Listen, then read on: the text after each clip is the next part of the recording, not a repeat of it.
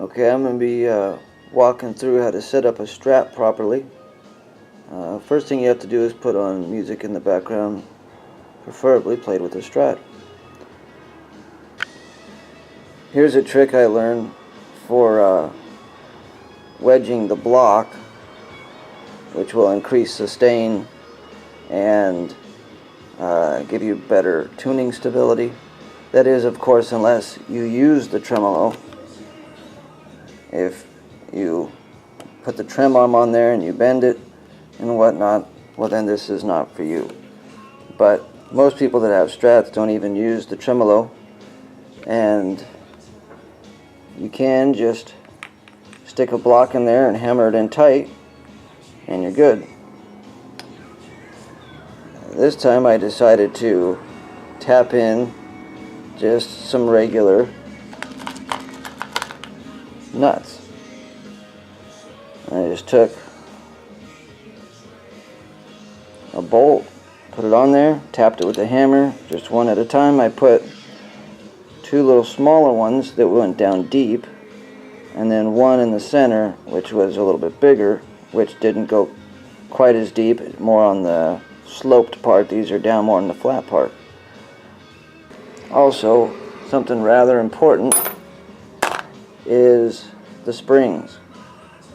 There are many ways to adjust them.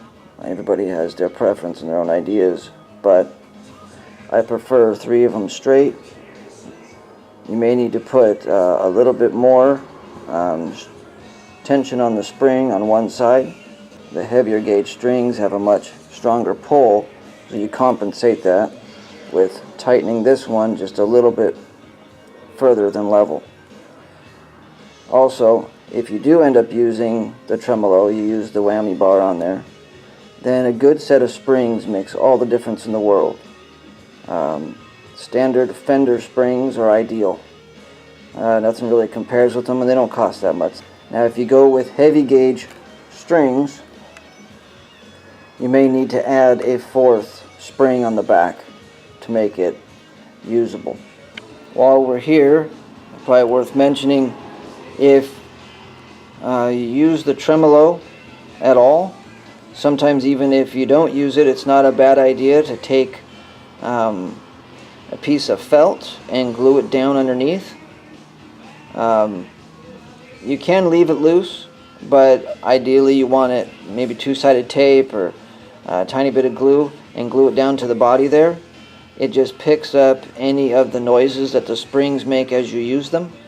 Sometimes they'll make little tiny microphonic noises just when you're playing, and that will help eliminate those. It's also ideal to do the same thing right up on the headstock side of the nut, to put a piece of felt or something like that, a piece of foam, right up under here, maybe even touching the strings. I've seen some who actually weave it over one string under the next, and they go through it serpentine, and that picks up those unwanted sounds that you get on the neck. Most people don't do it because they don't like the way it looks. Okay, also, while we're here, you see here it has 2 string trees. These aren't the old school ones that are kind of arced on each side. Those really can put inappropriate tension on the edges of that. These ones are far better. You can see they're just round and it just slides right underneath, and these are a way better way to go. They don't cost very much. You might be able to get a pair of them on Amazon for $7. Another thing that really will help with the sustain of the guitar, and this is something that the Fender Custom Shop does, is with it all strung up, tuned to pitch and everything, is one at a time you back off each of these screws back here, maybe 1/8 of a turn at the most. You don't need to go any further than that. What that does, by the time you get to the 4th one, if there's any gap at all in the neck pocket where the bottom of the neck fits up against the body in the pocket, it seats it right up against there. And that will increase your sustain. If you hear a kind of sound as it seats, well, then you're probably going to hear a difference in sound when you string it all back up and it's in tune. You're probably going to have greater sustain. If it doesn't, you don't hear any difference, there's no slide, it didn't go out of tune, well, then it probably was already seated, you're not going to have a difference. But I'd say at least on a third of the guitars I've done that with, there was significant movement and it did help the sustain and the sound overall.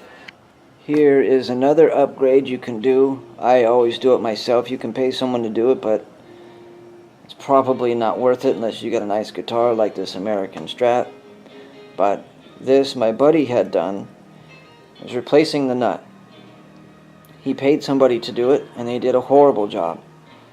They didn't file it down and get it to the right height, so it had the strings sitting up so high a toothpick could clear under here and still have space. You shouldn't even be able to get a credit card in there. You should barely have, that should almost touch that first fret.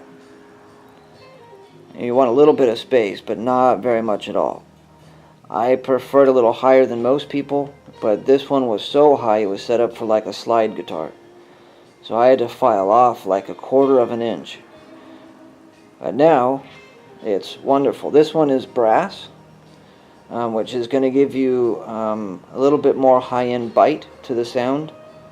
When I put them in, I always use a Graphtec Tusk XL nut.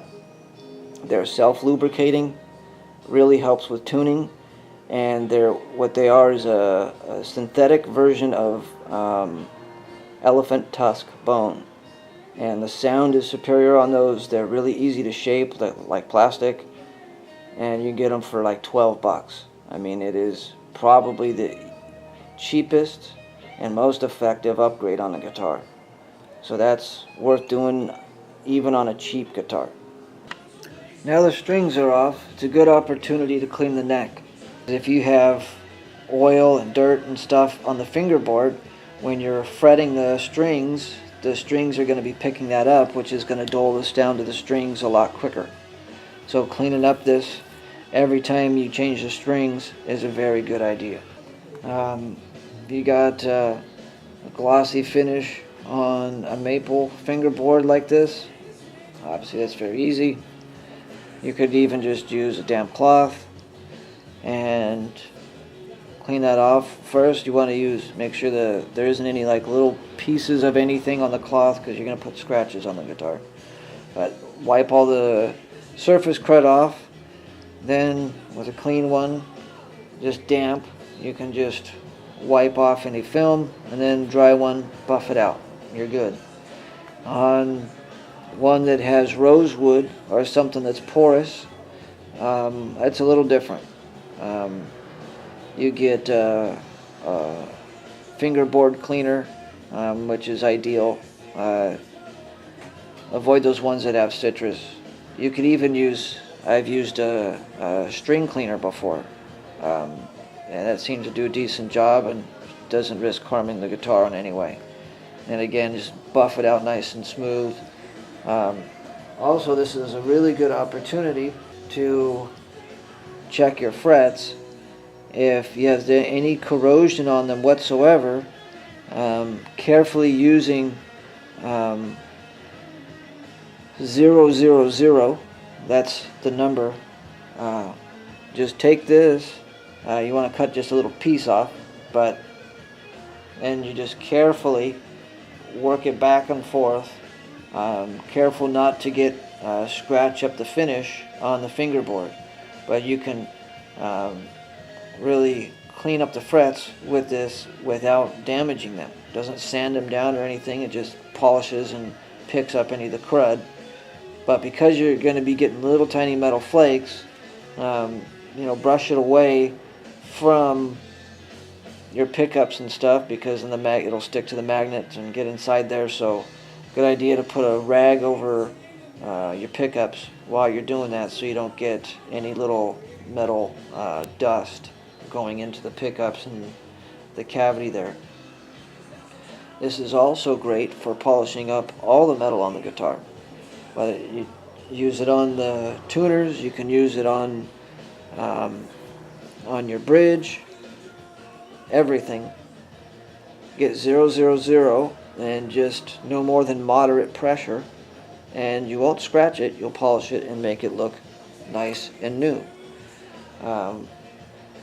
If you have dents in your frets here, if you have some dead spots when you're playing, maybe because it's worn unevenly or something like that, that's something you want to take to a shop. You can YouTube it and learn how to do it yourself, but more than likely, if you don't know what you're doing, you're probably going to ruin it.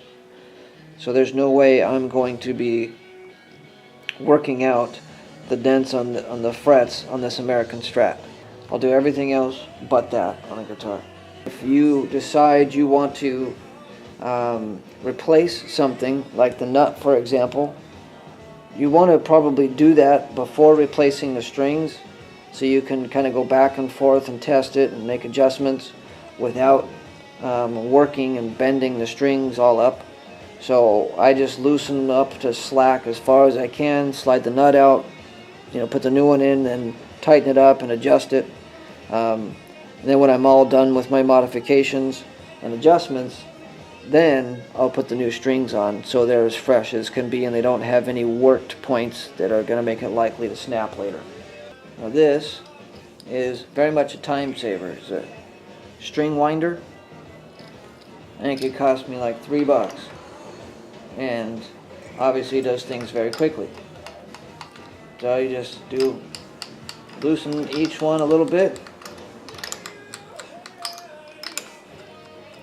then go back and do them some more. Now you're going to have to do a lot more winds on the smaller strings, whether you're talking about tightening them or loosening them.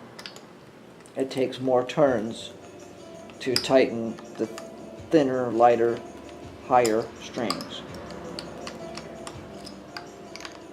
And now that there's not tension on them, we can cut them without them snapping, either snapping and hitting your eye, which I've had happen before, that's not fun, or without worrying about them creating a scratch in the guitar somewhere. I've had that also happen where I've cut a heavy gauge string and it snapped back and it put a little scratch in the guitar. Couldn't believe I did that. I decided I'm not going to do that ever again. Oh, then we just clip them.